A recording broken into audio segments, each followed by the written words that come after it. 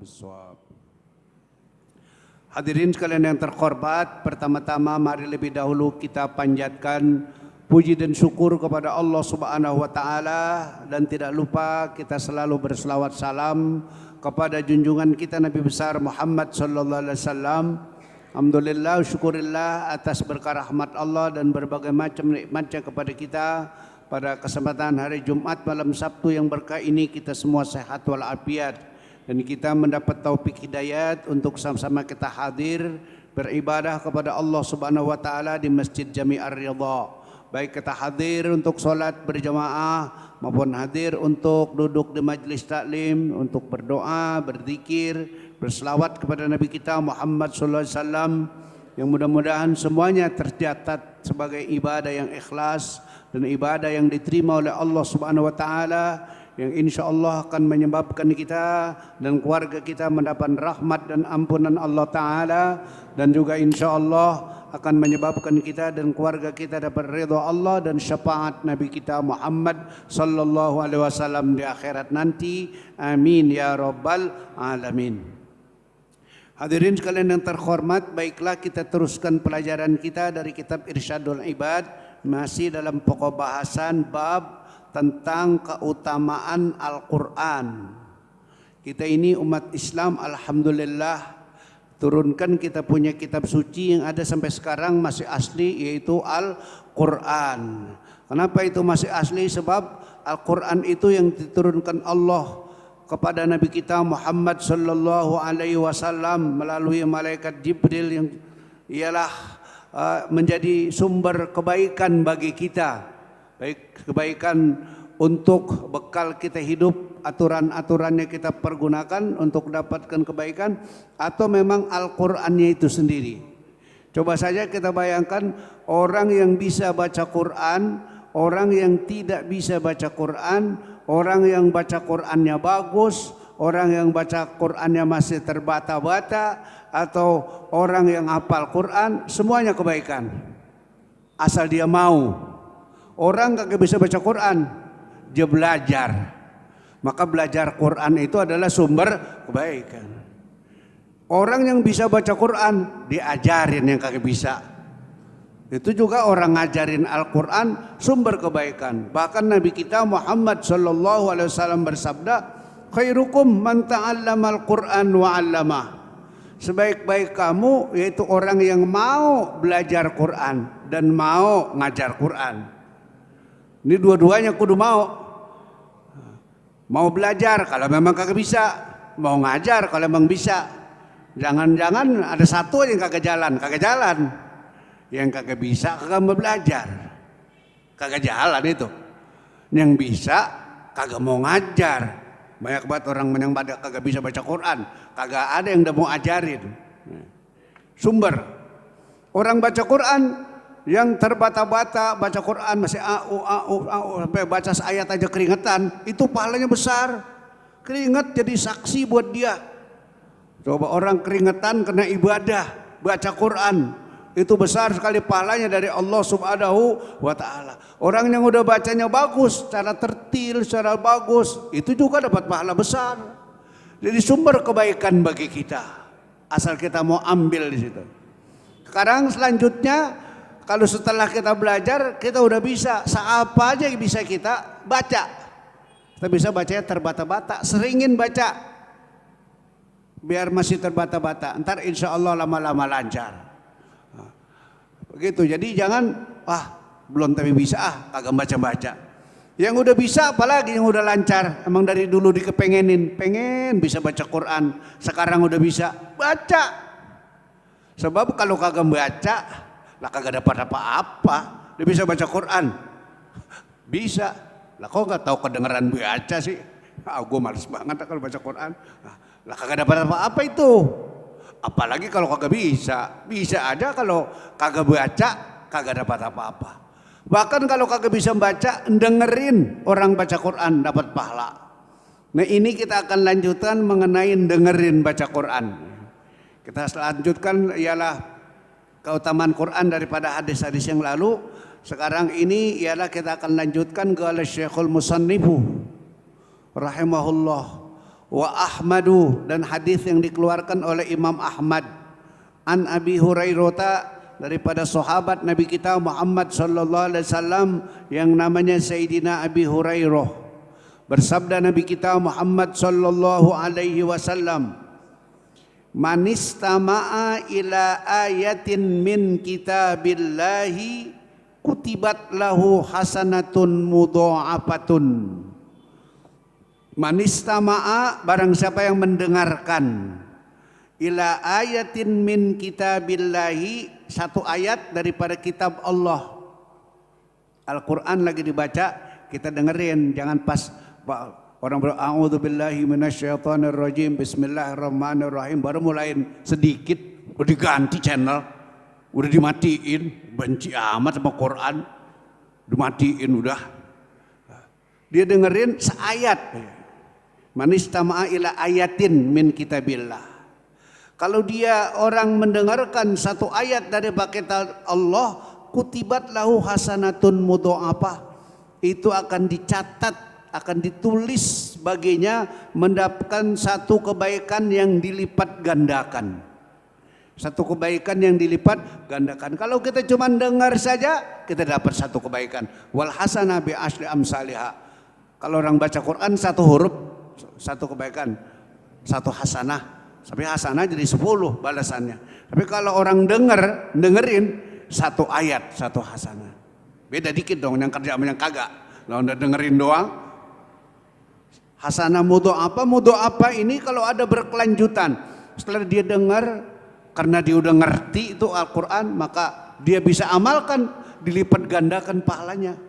Bukan sekedar dapat pahala dengerin, tapi dia dapat pahala ialah melipat gandakan daripada mengamalkan Al-Quran. Kayak kita baca surah Ara'aital ladzi yukadzibu biddin fadzalikal ladzi yad'ul yatim. Kita baca surah itu kan itu adalah paham, waduh itu Quran adalah perintah untuk kita menghormati anak yatim, untuk kita memuliakan anak yatim, untuk kita memperhatikan anak yatim. Kasihan itu anak yatim, untuk kita menyantuni anak yatim. Kalau orang yang tidak menyantuni anak yatim, itu adalah yukadzibu biddin. Maka setelah kita dengar ara'aital ladzi yukadzibu biddin, kita amalin. Wah, ini besok tanggal hari Kamis depan tanggal 1 Muharram. Nanti kalau 10 Muharram itu hari kasih sayang anak yatim, atau disebut juga hari lebaran anak yatim. Nah, jadi kita ingat, wah itu ara'aital dibaca. Wah, ini dekat lebaran anak yatim ini, sisihin duit dikit buat bagi anak yatim. Pahalanya mudha'afah. Habis dengerin dilipat gandakan pahalanya. Dapat dengar pahala orang baca Quran, dan dapat juga dilipat gandakan dengan kebaikan mengamalkan Al-Quran. Itu namanya hasanatun mudha'afah. Wa man tala ayatan min kitabillah, dan barang siapa yang membaca satu ayat daripada kitab Allah. Dibaca satu ayat, apalagi sih kalau dibaca banyak-banyak. Yang lalu itu kalau bisa kita baca paling dikit sehari 100 ayat kalau bisa. Ya kan Quran itu 6.666 ayat. Kita baca kalau bisa sehari 100 ayat. Kalau kagak bisa 100 ayat nih, seayat aja kita baca. Wa man tala ayatan min kitabillah, barang siapa orang yang baca satu ayat dari kitab Allah, dikasih pahala kanat lahu nuron yaumal qiyamah. Kalau membacanya kan satu huruf 10 kebaikan. Kalau satu ayat itu macam-macam. Ada yang sedikit hurufnya kayak qul huwallahu ahad, segitu dikit kan. Tapi kalau ada surah Baqarah tuh ayat, ada ngapain beberapa baris, itu ada yang 10 baris apa 20 baris, itu satu ayat. Jadi siapa orang yang baca satu ayat daripada kitab Allah, di samping dapat hasanah yang satu huruf 10 kebaikan, maka dia akan diberikan kana lahu nuron yaumal qiyamah, adalah dia akan diberikan cahaya nanti hari kiamat. Hadis Nabi mengatakan man kana lahu nur lam yakun min ahli nar. Orang di akhirat nanti dikenal sama cahayanya aja. Kalau orang yang cahayanya banyak, ini pertanda bukan orang neraka. Dia bakal selamat dalam hisab, perhitungan amal, dalam timbangan amal, dalam sirat mustaqim, sampai masuk kepada surganya Allah Subhanahu wa ta'ala. Malaikat membantu dia untuk sampai ke sana. Rasulullah memberi syafaat untuk dia sampai ke sana. Karena dia adalah membaca Al-Quran membaca dan mengamalkan Al-Quran ketika dia masih di dunia. Sumber kebaikan. Jadi kalau orang yang rajin mau pulang ke akhirat biar kagak punya duit, kebaikan mah banyak aja. Baca Quran, lah kagak bisa belajar, bisa baca, apalagi sekarang malas gua lah. Kalau malas nggak ada obatnya dah, nggak ada obatnya dah. Malas obatnya kekerasan. Dulu masih Ustaz Hasim Adnan ikut masih hidup, dia kata kalau ada orang ngaji ngantuk aja, dia kata apa sih obatnya, atau orang malas aja, dia kata sih doa ngantuki jitakun katanya. Doanya orang ngantuk, obatnya orang ngantuk, dawa orang ngantuk jitak. Orang yang ngantuk kepala yang kudu jitak, ntar jadi bangun. Jadi kekerasan udah kalau jitak. Kalau orang dulu menjewer, ngaji ngantuk aja kagak membaca kagak apa, jewerun. Bukan jitakun kupingnya. Jadi itu dengar ada pahalanya, baca juga ada pahalanya. Hadis yang berikut, wat-Tabaraniyu an Anasin, dan Imam Tabrani dia dapat dari hadis dikeluarkan oleh Imam Tabrani an Anasin daripada sahabat Nabi yang bernama Sayyidina Anas bin Malik. Nabi kita Muhammad sallallahu alaihi wasallam bersabda, "Man 'allama ibnan lahul Qur'ana nazaron." Man 'allama ibnan lahu al-Qur'ana nazaron. Siapa orang yang mengajarkan anaknya baca Quran secara langsung. Nazaron main dilihatin. Orang baca Quran itu kalau mau teliti sampai mulut-mulut jangan baca a'uzu, mulut kagak monyong. Zalnya juga diliatin. Hinas sin juga diliatin. Semua diliatin. Satu huruf. Zal, jim, za, segala macam diliatin semua. Diliatin, ngajarin Quran sama anak diliatin. Nanti dia ajarin langsung. Kalau dia bisa baca Quran dan baca Qurannya bagus, diajarin anaknya Al-Quran secara nadzoron, secara langsung, maka dia ngajarin anaknya saja. Belum lagi nanti kalau anaknya baca, dia ngajarin anaknya saja. Ghufira lahu ma taqaddam min dzambi wa ma ta'akhkhar. Niscaya diampuni dosa-dosanya yang lalu dan dosa-dosa dan yang kemudian. Anak kita ajarin Quran, dapat pahala. Paling ngajarinnya teliti sampai itu anak bisa baca Quran dengan bagus, sudah dapat pahalanya. Apa pahalanya? Diampuni semua dosa kita yang waktu itu sampai wa ma taqaddam min dzambi wa ma ta'akhkhar, dan sampai yang akan datang. Kapan-kapan dia baca, kita dapat ampunan dari Allah Subhanahu wa taala. Itu adalah kalau kita ngajarin langsung. Kadang kalau kita ngajarinnya tidak langsung, wa man 'allamahu iyyahu dhahiran, dan barang siapa yang mengajarkan kepada anaknya secara zahir, ya, apakah karena orang tua yang sudah hafal dari jauh-jauh dikit, ayo baca, gue dengerin, dari jauh-jauh dikit dia kurang-kurang salah-salah dia benerin, tapi tentu kagak diliatin itu bagaimana bacaan-bacaan yang benar. Dia kagak tapi diliatin sampai seteliti itu, dari jauh dia dengerin gitu. Jadi dengerin, atau dia ajarkannya karena dia memang tidak bisa mengajarkan, jadi dia suruh orang, kasih guru ngaji, dia masukin di TPA atau masukin ke orang yang ngajarin Quran zahiron. Semuanya kalau dia nyuruh orang, ya namanya juga orang nyuruh, dia tahu diri aja udah, namanya begitu, zahiron. Kalau dia mengajarkannya secara zahiron, fakullama qara'al ibnu ayatan, maka nanti kalau anaknya udah bisa baca Quran, kullama qara'al ibnu ayatan, tiap-tiap membaca itu anak satu ayat, rafa'allahu biha lil abi darajatan, mengangkat oleh Allah dengan sebab anaknya baca itu ayat Quran satu ayat, lil abi bagi bapaknya darajatan, satu derajat di dalam surganya Allah Subhanahu wa taala. Hatta yantahiya ila akhir ma mana'ahu minal Qur'an, sampai batas akhir apa yang dia dapatkan daripada Al-Quran. Ini sebetulnya yang penting kalau anak kita biar belum bisa yang lain kita udah ajarin Quran. Bukan berlari nggak penting. Dia nggak bisa matematik kita panggilin guru matematik lesin. Nggak bisa bahasa Inggris panggilin, nggak bisa IPA panggilin, nggak bisa aljabar panggilin. Kalau nggak bisa Quran kagak deminin. Padahal yang bakal ngangkat derajatnya tuh anak kalau diajarin Quran. Kalau diajarin matematika doang, waduh anak pintar matematik. Masih kecil udah ngitung warisan. Warisan gue banyak ini. Ngitung warisan, belajar ngitung. Masih kecil udah perhitungan banget sama orang tua. Orang diajarin ngitung aja ngitung. Jadi setiap dia baca satu ayat, bapaknya akan dapat 1 derajat di mana surganya Allah Subhanahu wa taala sampai seberapa saja, sampai akhir daripada Al-Qur'an yang dia baca.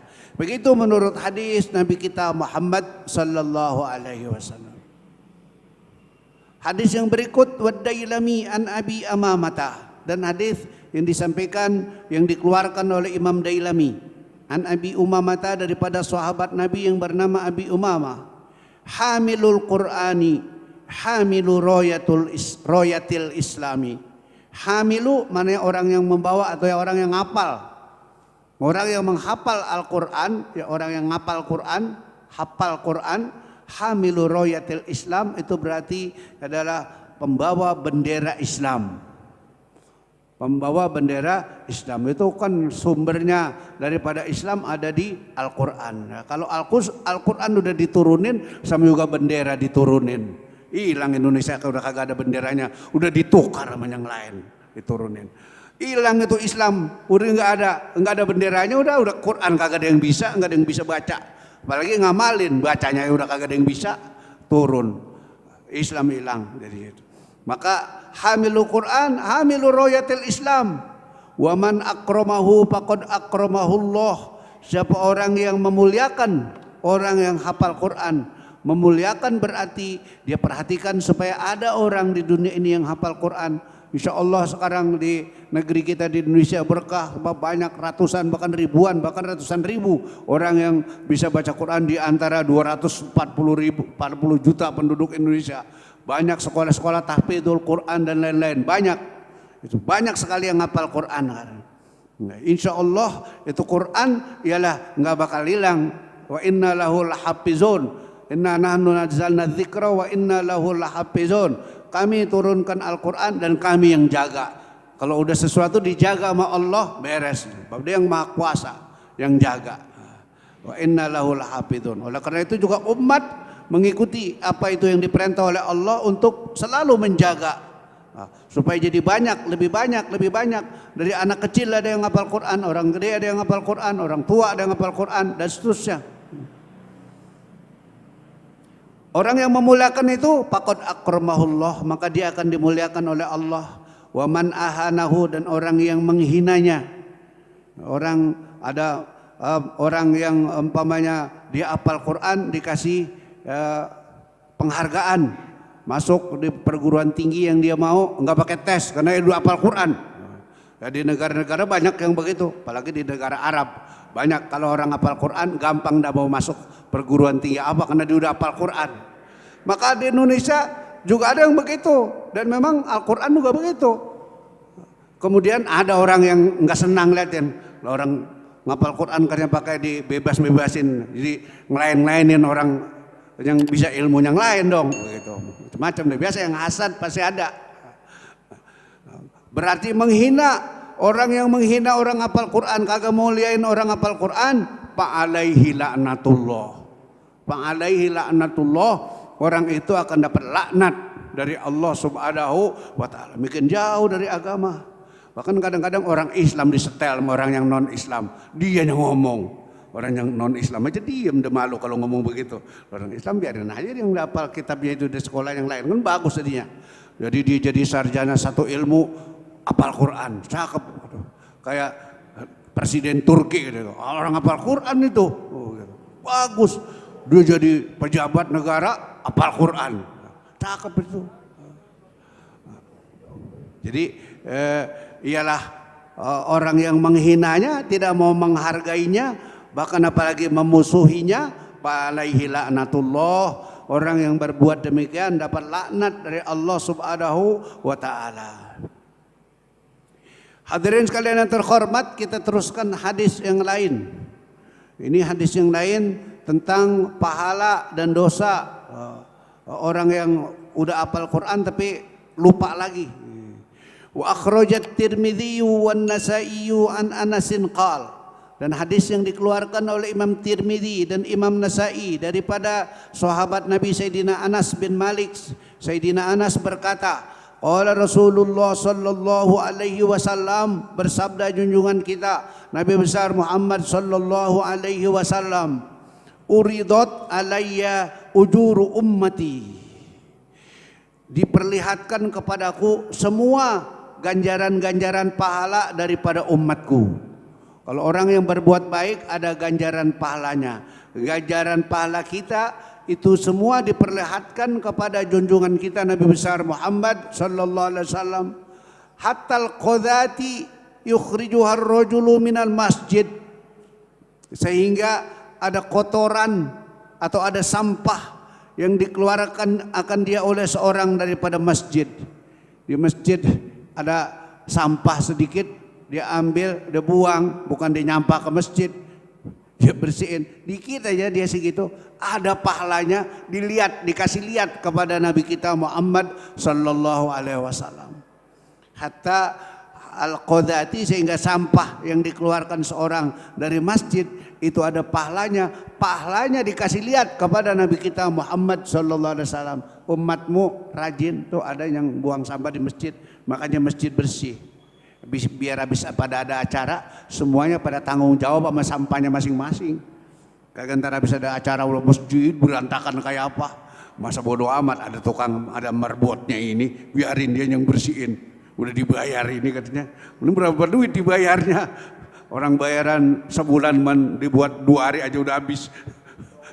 Buat 2 hari makan. Dikasih lihat kepadaku pahala-pahala umatku, sehingga kotoran yang dikeluarkan oleh seorang dari masjid itu dikasih lihat kepada Nabi. Wa uridat alayya dzunubu ummati, dan dikasih lihat juga kepadaku dosa-dosa umatku. Dosa-dosa yang gede yang kecil semuanya dikasih lihat. Sehingga Nabi kalau untuk dosa dia lihat, palam arodan ban a'dhama min suratin minal qur'ani au ayatin utiha rajulun summa nasyaha. Maka saya tidak lihat ada satu dosa yang lebih besar daripada satu surah daripada Quran atau daripada satu ayat daripada Quran yang sudah dihafal, sudah diberikan kepada seorang, kemudian dia melupakannya. Itu dosanya gede. Udah hafal Quran, orang udah kagak baca-baca, udah kagak hafal-hafalin lagi. Dulu gua hafal itu, sekarang kagak. Ngapa? Kagak dibaca-baca. Bahkan baca Quran aja lupa. Bahkan ada Qurannya dia kagak baca, apalagi yang dia udah ada di mana otaknya, udah ada di kepalanya. Jadi itu dosanya besar kalau kita udah bisa baca Quran, udah pandai, udah bisa hafal, terus kita bikin lupa lagi. Bukannya nambah, tapi dia melupakan. Maka dikatakan oleh Nabi kita Muhammad SAW, diperlihatkan kepadaku dosa umatku, katanya saya nggak lihat itu dosa yang lebih besar daripada satu surah daripada Quran atau satu ayat daripada Quran yang sudah dihafal, sudah diberikan kepada seorang, dia lupain lagi. Seolah-olah dia kagak perhatikan itu yang dikasih. Kemudian hadis yang berikut, wa Abu Dawud an Sa'd bin Ubadah, dan hadis yang dikeluarkan oleh Imam Abu Dawud daripada sahabat yang bernama Sa'ad bin Ubadah. Nabi kita Muhammad sallallahu alaihi wasallam bersabda tentang orang yang lupain, udah bisa baca, udah belajar lupa lagi. Ma min imri'in ta'allamal Qur'an, tidaklah daripada seorang yang sudah belajar Quran, sudah bisa baca Quran, tsumma nasiyahu, kemudian dia melupakannya. Karena dia kagak baca-baca, karena dia urusan dunia aja tiap hari. Quran udah baca beberapa macam, tapi Quran kagak mau dibaca, biar seayat juga enggak. Bahkan yang dia udah hafal enggak pakai baca Quran lagi, kan kagak repot itu. Kagak baca juga. Tsumma nasyahu, dia melupakannya. Illa laqiyallahu yaumal qiyamah, kecuali nanti dia akan berjumpa kepada Allah di hari kiamat adzama, dalam keadaan juzam. Juzam itu punya dalam keadaan seperti punya penyakit lepra. Punya penyakit lepra itu adalah penyakit yang ialah dia punya jari-jarinya pada kagak ada yang jempolnya kagak, tunjuknya kagak, tangannya kagak, semua pada putus. ajzam itu. Putus, pada putus jari-jarinya. Ngadep Allah, lah itu kemana jari-jari lo? Banyak banget Quran yang dia lupain. Karena banyak yang dia lupain, mesti jari-jarinya habis. Kena keserang ajzam semua. Itu disabdakan demikian oleh Nabi dalam rangka memotivasi agar jangan orang yang udah bisa Quran, udah hafal Quran, ialah dia malas, dia gak akan baca-baca sampai dia lupa semua. Lupa semua. Hadirin sekalian yang terhormat, lanjutnya ialah ada hikayat wa hakal Yafi'i annal Imam Ahmad bin Hambalin, dan telah menghikayatkan Imam Yafi'i, seorang ahli sufi ulama besar, annal Imam Ahmad bin Hambalin, bahwa Imam Ahmad bin Hambal, salah satu imam madhab namanya Imam Hambali, Imam Ahmad bin Hambal. Dia qala, ini berkata Imam Ahmad bin Hambal, ra'aitu Rabbal Izzah fi manami, aku bermimpi melihat Allah Azza wa Jalla dalam tidur. Banyak orang yang ialah menceritakan kalau bermimpi bertemu dengan Nabi kita Muhammad sallallahu alaihi wasallam, itu para aulia, para ulama, para sufi, para habaib, mereka yang pada memperbanyak selawat beribu-ribu bahkan beratus-ratus ribu, sering-sering dia. Bahkan para ahli-ahli orang yang ahli selawat itu ya hampir dia setiap malam ketemu Rasul. Bahkan kalau dia salah sedikit ketemu Rasul. Dia kali ini Imam Ahmad bin Hambal bukan itu lagi ceritanya. Dia bermimpi bertemu Allah. Ra'aitu Rabbal Izzah, Allah yang Maha Agung. Fi manami, di dalam tidur. Allah tidak bisa dilihat dalam jaga. Nanti kita bisa lihat Allah kalau udah di surga. Dan kalau sekarang sesuai dengan perkataan Imam Ahmad bin Hambal, dia pernah tidur, pernah memimpi bertemu Allah. Ra'aitu Rabbal Izzah fi manam. Fakultu, maka saya tanya, saya berkata, ya Rabb, bima taqarraba ilayal mutaqarribun. Fakultu, maka saya tanya, ya Rabb, ya Allah, bima taqarraba ilaikal mutaqarribun, dengan apa bisa jadi dekat kepada engkau orang yang kepengen dekat, pengen dekat sama Allah, pengen dapat ridho Allah. Bagaimana? Dengan cara apa? Qala, dijawab Allah dalam mimpinya, bikalami, dengan selalu membaca kalamku. Ini dengan selalu membaca Al-Quran. Makanya dalam kitab Naso'i Diniyah ada orang macam-macam tuh baca Quran. Ada yang sehari sekali khatam, ada yang sehari 2 kali khatam. Tahu bagaimana bacanya? Wallahu alam dah tuh. Ada yang 3 hari sekali khatam, ada yang 5 kali sehari khatam. Ada yang kita seumur hidup kagak ada pernah khatam. Lang bisa baca aja kagak, bagaimana khatam? Orang Islam seumur hidup kagak pernah khatam Quran. Ngapa? Lah bisa bacanya aja kagak. Yang bisa khatam tuh kan yang baca. Bikalami, Allah jawab, kalau dia mau dekat kepada aku, yaitu dengan selalu membaca kalamku, dengan membaca yang lain. Fakultu, maka saya tanya lagi, bipahmin atau bighairi pahmin, bacanya itu pakai dipahami apa enggak pakai dipahami bacanya? Apa sekedar asal baca aja? Karena orang ada yang baca Quran karena dia pakai supaya cepat khatam, dia bacanya agak cepat. Kalau dia sih paham, orang udah ngerti bahasa Arabnya. Lah kalau yang dengar kagak paham, ada yang pakai begitu. Dijawab, ditanya sama Imam Hambali, itu bacanya pakai paham, bipahmin au bighairi pahmin, atau enggak pakai paham, asal baca, asal bisa baca. Karena ada orang udah ngatain baca Quran kayak burung beo, dibaca doang kagak pernah. Nah, sebetulnya itu kritik membangun, kagak ngerti biarin dikit. Kritik membangun itu. Wah kalau gitu kita kedua yang kita baca emang yang lebih manfaat kalau kita ngerti kalian. Nah dibaca doang kagak ngerti-ngerti, kurang manfaatnya. Tapi Allah ialah kasih keutamaan. Mau baca Quran, mau paham, mau kagak paham, bagian yang paham bagus, kagak paham juga bagus juga. Yang paham tentu lebih bagus. Qala bipahmin wa bighairi pahmin. Firman Allah, mau dibaca paham, mau kagak paham, pokoknya pengen dekat sama Allah, Quran deketin dah.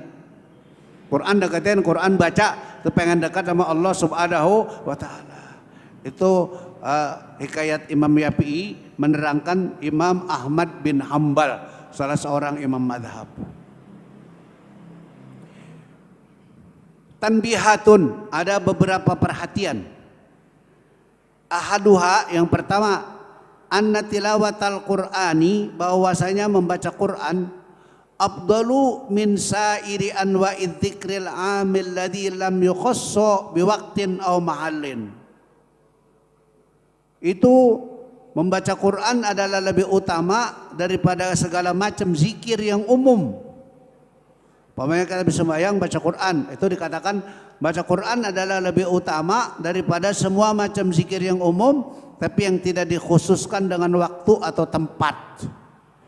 Kecuali kalau zikir memang dia udah khususkan, wah kalau bersembahyang itu dia baca itu, bersembahyang itu dia baca itu, dia udah mengkhususkan diri untuk begitu. Maka sayugianya jangan zikir doang, selesai zikir Quran baca.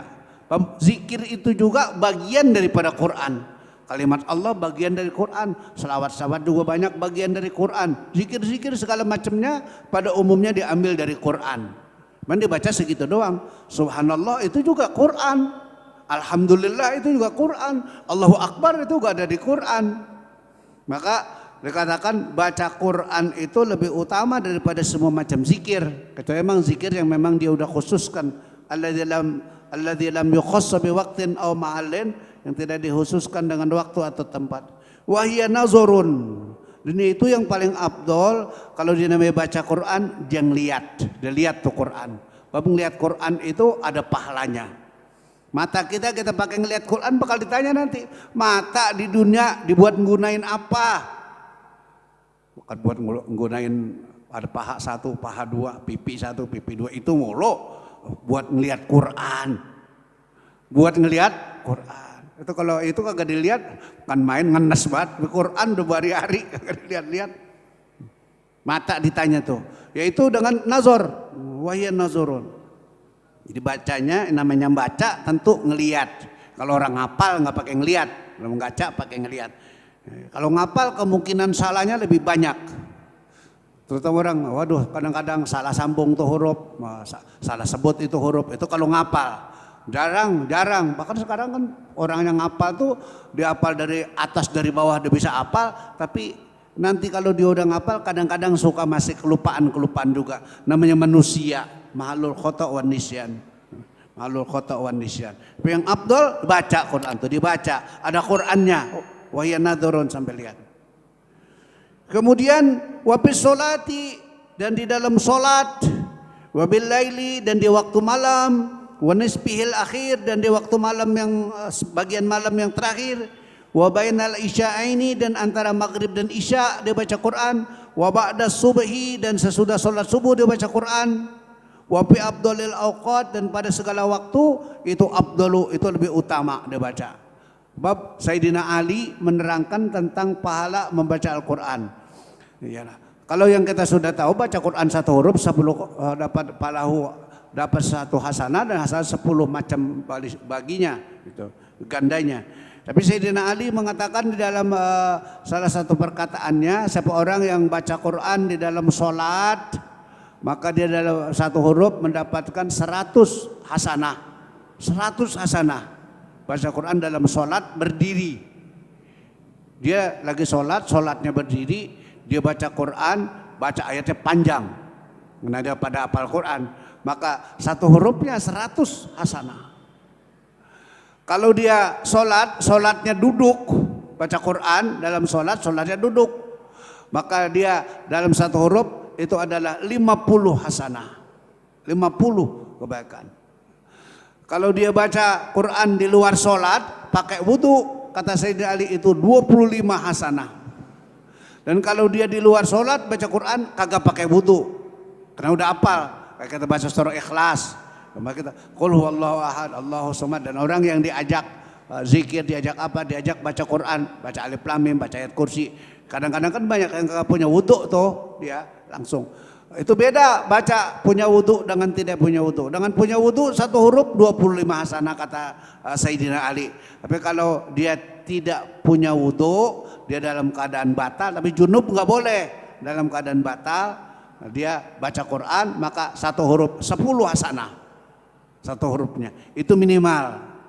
Junub kagak boleh. Orang lagi junub enggak, jangan baca Quran kalau lagi junub. Kalau mau tasbih, doa, zikir boleh. Tapi kalau Quran enggak boleh. Menurut madhab kita itu enggak boleh orang junub baca Quran. Jadi itu baca Quran dikatakan di waktu sholat, di waktu tengah malam, antara maghrib dan isya, sesudah subuh, di waktu-waktu abdul yang lainnya, itu adalah abdul. Zikir diperbanyak daripada Al-Quran. Ada ulama yang mengambil garis tengah, pokoknya kalau kita banyakin udah bagus saja udah. Yang paling bagus di dalam kehidupan ini kita banyakin baca Quran. Kalau baca Quran enggak, dalam Quran kita banyak baca selawat kepada Nabi kita Muhammad sallallahu alaihi wasallam. Dalam hidup kita kerjain, kita banyak baca zikir, banyakin baca la ilaha illallah, baca apa 70.000 kali, biar banyak.